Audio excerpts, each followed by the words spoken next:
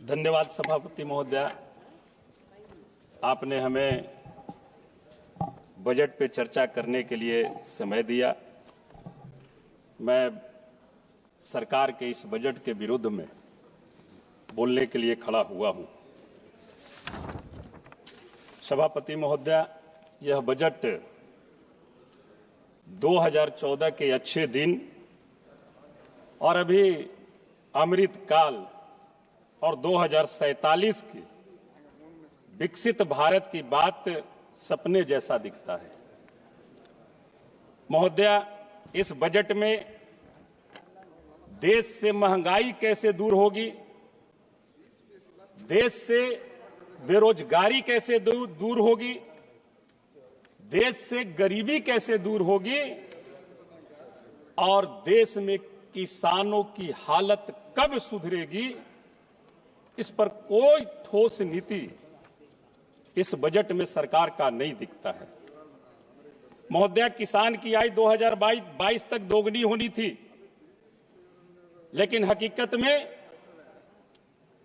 2014 में 14 तक किसानों पर तकरीबन 9 लाख करोड़ रुपए कर्ज थे, जो इस दशक में बढ़ करके 32 लाख करोड़ हो गए हैं।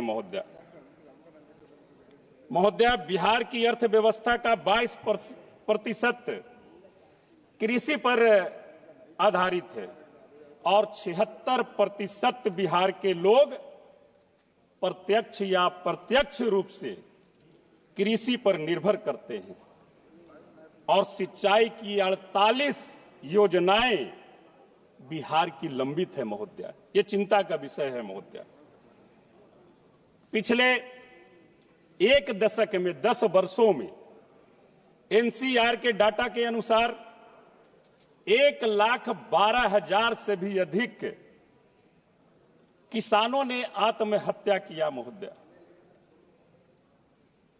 इस पर जवाब देना चाहिए सरकार को। आपने आय दोगुना करने की बात कही थी और आज 1,12,000 से भी अधिक आपके शासनकाल में हमारे किसान आत्महत्या कर रहे हैं। हम महोदया, केसीसी की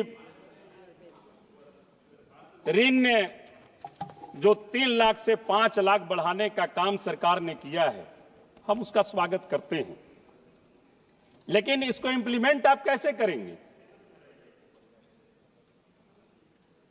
अभी 32 लाख करोड़ जो किसानों पर कर्ज है, कोई किसान 50,000 रुपया कर्ज लिए हैं और महोदया चक्रवृद्धि ब्याज उस कर्ज में लगती है।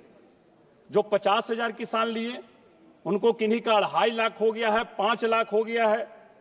जो 1 लाख लिए, 2 लाख लिए, किन्हीं का 7 लाख हो गया है, किन्हीं का 8 लाख हो गया है चक्रवृद्धि ब्याज लगकर। और जब तक इन किसानों का जब तक वो ऋण नहीं चुकता करेंगे, तो मैं समझता हूं कि ये 3 से 5 लाख जो आपने किया है, मैं समझता हूं वो लाभ उन्हें नहीं मिल पाएगा।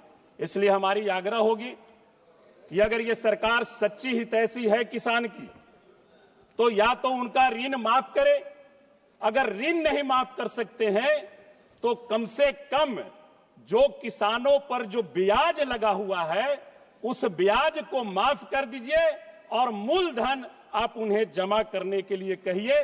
तो मैं समझता हूं कि किसान के लिए ये एक सरकार की अच्छी पहल होगी। महोदया, स्वास्थ्य के क्षेत्र में बिहार की 14-15 करोड़ की आबादी पर मात्र एक एम्स है। हर एक जिले में मेडिकल कॉलेज खोले जाने की बात हुआ करती थी। मेडिकल कॉलेज हर एक जिले में तो नहीं खुल सकी महोदया, लेकिन इनकी भाजपा की हाई प्रोफाइल पार्टी कार्यालय देश के सभी जिले में खुल गई, लेकिन देश के सभी जिले तो मैं नहीं कह सकता हूं, बिहार के हर एक जिले में मेडिकल कॉलेज की स्थापना नहीं हो सकी। औरंगाबाद जिले में मेडिकल कॉलेज खोलने की बात है। राज्य की, एक मिनट महोदय, राज्य की सरकार कई वर्षों से कह रही है लेकिन ताज्जुब की बात है महोदया कि जिले के 8 एम्बुलेंसों में मात्र 3 एम्बुलेंस कार्य कर रही है, 5 एम्बुलेंस बंद पड़ी हुई है। और महोदया 1-2 एम्बुलेंस तो माननीय पूर्व सांसद औरंगाबाद के कोठी का शान बढ़ाने में खड़ा रहती है। इसलिए महोदया आपने हमें समय दिया, समय बहुत कम दिया। हमारी आग्रह होगी कि बहुत सारी बातें हैं बिहार हित के लिए, बेरोजगारी कैसे दूर हो, आप कैसे महंगाई खत्म करेंगे, उसकी कोई नीति बनाए।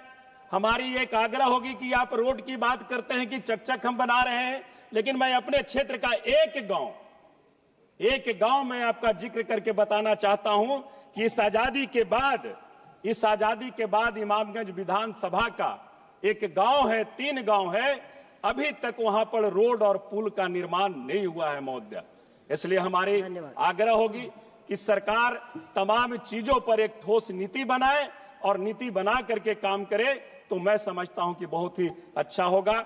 आपने हमें समय दिया, इसके लिए आपको बहुत बहुत धन्यवाद, बहुत बहुत आभार। माननीय सदस्य श्री गजेंद्र पटेल जी।